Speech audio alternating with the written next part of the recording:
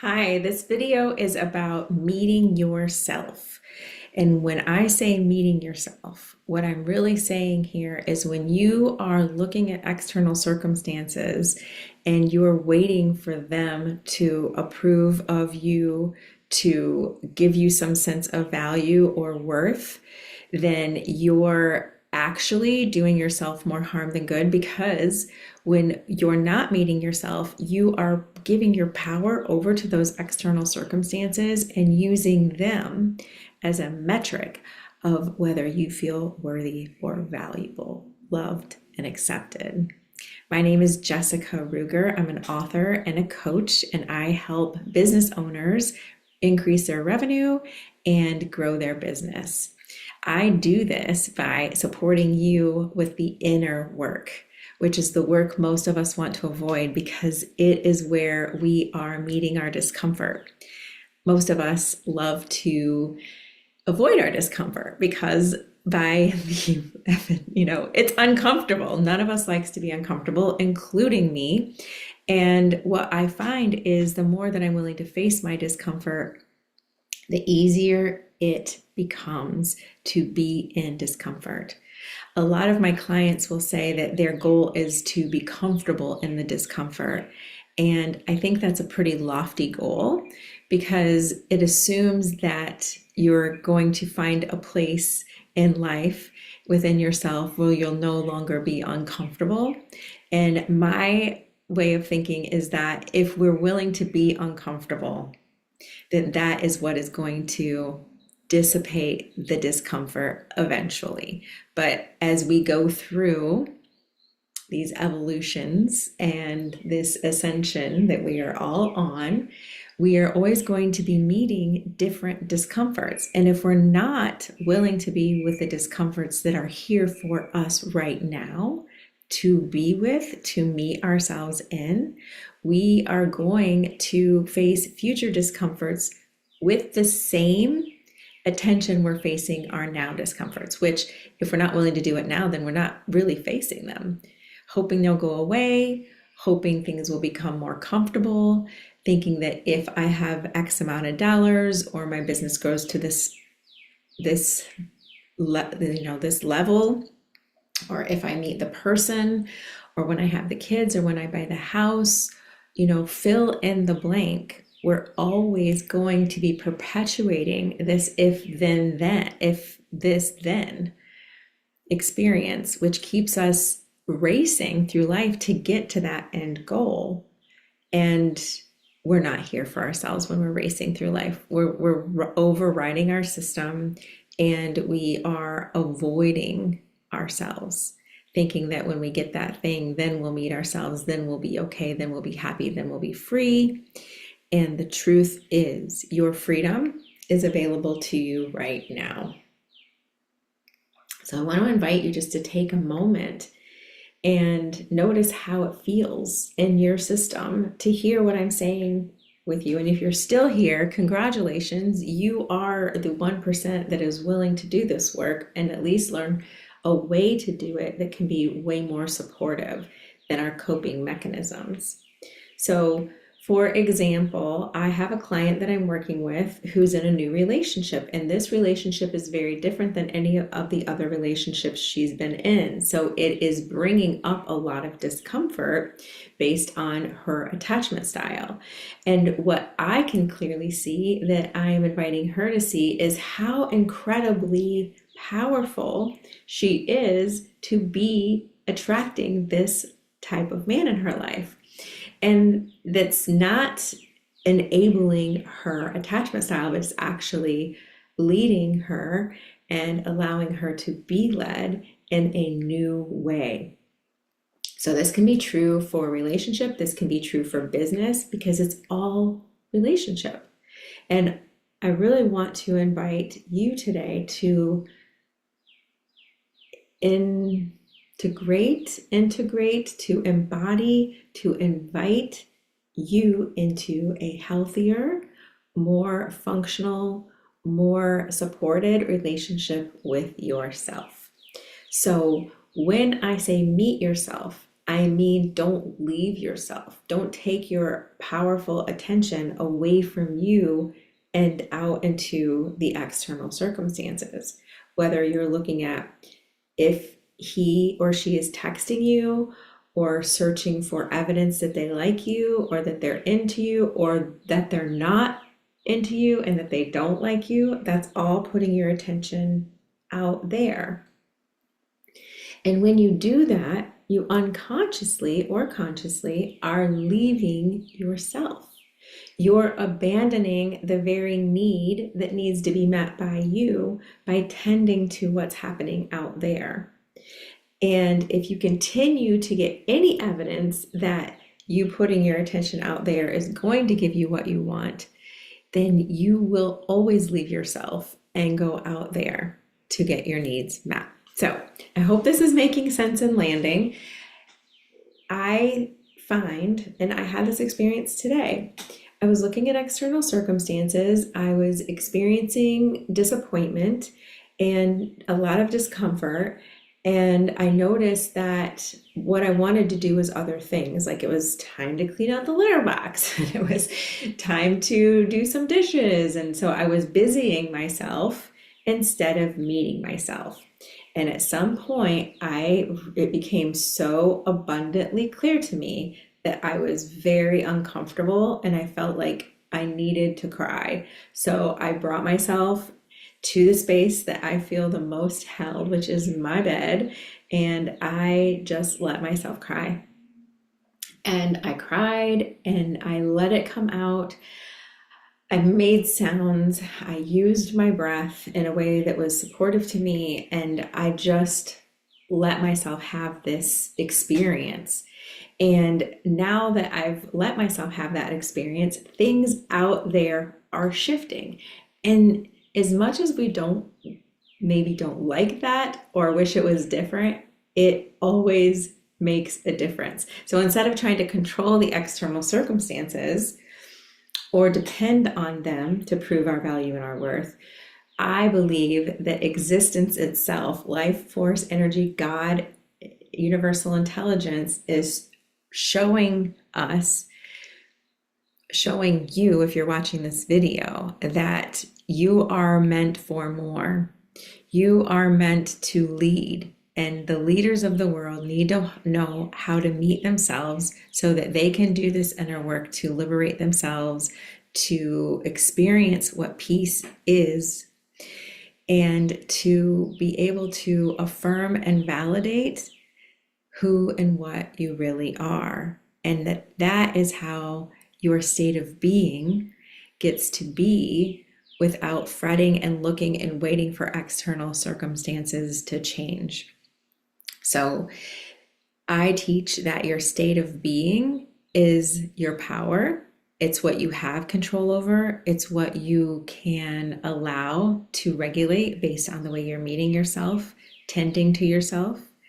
Your superpower is through your attention, because wherever you point it is where your energy is going, which is your power. Your power is your energy is your power. And if we're pointing it outside of us, then we're putting our power out there. And then if something renders out there, we're going to assume that we have to forsake ourselves. We have to negate and reject and leave ourselves in order to get what we want. And I'm here to share that that is not the truth, that your willingness to meet yourself, no matter how uncomfortable you are, is one of the bravest things that you can do.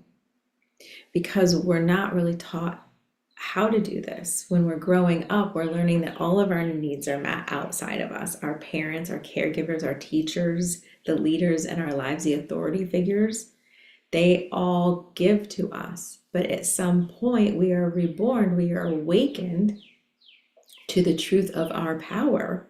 And at that point is when we start to learn, stumble, fall, fail, lots and lots of times at this.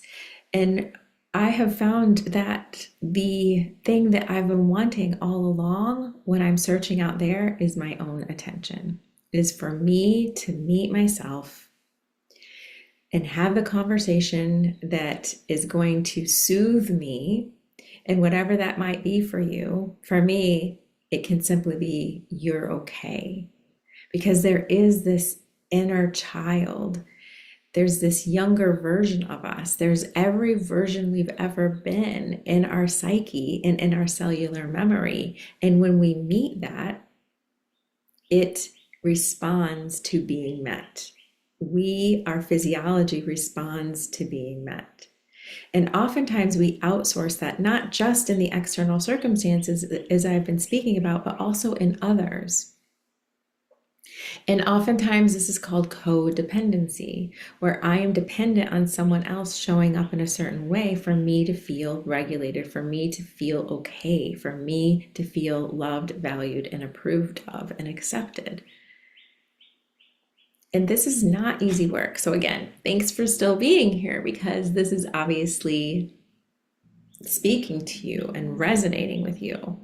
And let me walk you through the actual steps. So the moment that you become aware enough to recognize that this discomfort isn't just passing through, there are discomforts that can just pass through. But when there's a especially sticky one, we want to take a moment, take a beat, and just do a little scanning and saying, wow, what is going on for me? Not is what's wrong with me, but what is going on in here? What is happening? What am I experiencing right now? So I really like people to take a seat and get still and uncross the legs and lengthen in the spine. And relax the shoulders, unhinge the jaw, let the face become heavy, the body become heavy,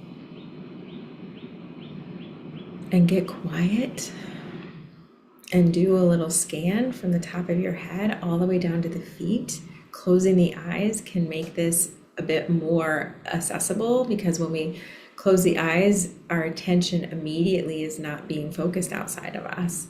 So close your eyes and just notice, and you can come back, save this video so you can come back and do this in real time. If now is not, there's no discomfort now, then come back when there is, so that you can have the experience of being guided and supported through this process. So when we get quiet, we get still, we get relaxed, we release all the tension that we possibly can that we're holding in our muscular and skeletal system. And then we become aware of where the tension, the energetic tension is in our body through sensation. And when we bring our attention to that sensation has to change states. It's energy. Energy cannot be created and energy cannot be destroyed. It can only change forms. So we take it from a dense lower state, which is why we're feeling it in the first place, because it's not in the truth of who we are. That contrast allows us to discern that, ooh, something's here. It's heavy. It's uncomfortable. It's not the truth. It's not resonating with my light, love, peaceful, joyful energy. So therefore, this is an opportunity for us to meet it with love.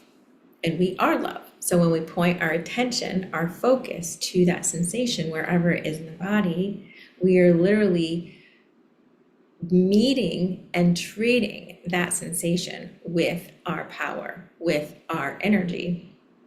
And you've probably heard, darkness cannot cast out darkness. Only light can do that. And we are literally pointing light, consciously directing light to that sensation, wherever that may be in your body. Oftentimes it's one of the chakras. So it can be in the root or in the sacral, solar, heart, throat, third eye, and crown of head. Typically, I find my sensations are mostly in the core of my body.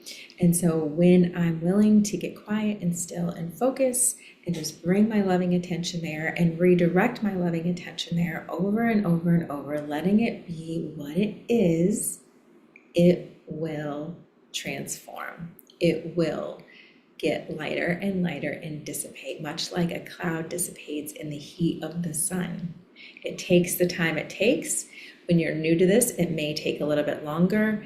Some emotions are just require a little bit more time and a little bit more of your attention. That's not either right or wrong or bad or good. It's just, are you willing to meet yourself? And are you willing to stay with yourself instead of overriding what you are needing from you? So I want to be clear here that when you do this, first of all, before I go there, when you do this, it's really powerful to kind of give yourself a number, like if the level of intensity from 1 to 10, like what is that level of intensity? So you can see where it is when you begin. And then over time, when you check in, you just notice like, oh, it's dropping. So you're making progress. So be gentle on yourselves, have a lot of compassion and grace and love and respect, because that's what this whole video is for you to meet yourself. And we can say nice things about ourselves, we can do nice things for ourselves, but when we really meet ourselves in our moments that we want to do something to feel better, we're sending a message to that version of us that needs our attention, a message that we're not worth making the time for, that we're not worth sitting still and being quiet, worth our own energy. And if we're sending that message to ourselves knowingly or unknowingly, then we're going to expect other people aren't going to want to spend the time or the energy on us either.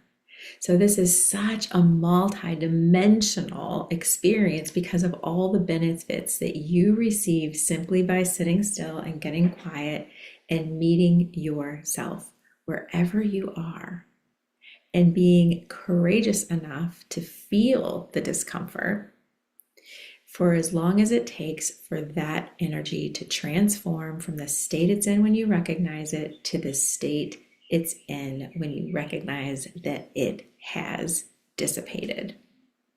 This is one of the most loving, respectful, loyal acts that you can give yourself. And it builds your confidence, it builds your trust, it builds your self-esteem. And the better you get at it, the easier it will be to recognize. So until you can recognize, so if you recognize it sooner, imagine what's possible for you to meet yourself regularly and say, is there any discomfort in my body? Instead of waiting for the discomfort to get so loud, the whisper has become a knock and the knock has become, kicking down the door. And so if you're new to this, I think it's really important that you make a commitment to yourself to check in the morning or in the evening or both, upon waking and upon resting, and just doing a nice scan, because these are times when you're ending your day or beginning your day where it's really nice to make a connection with yourself anyway. So why not take yourself through a little practice where you can check and see, how am I doing? Let me grade myself. Let me scan and see if there's any energy that feels sticky or uncomfortable that I can address and then go on with my day. So receiving our own attention is really underrated. And that's really all that this is allowing yourself to be the recipient of your own attention instead of always giving it to everything and everyone and everywhere else. So I hope that this has supported you in a big way. Please come back to it, share it if you'd like. And thank you for watching. Thank you for listening. Thank you for being here. And thank you for being willing to take the best care of you. The world benefits when you take better care of you. Thank you.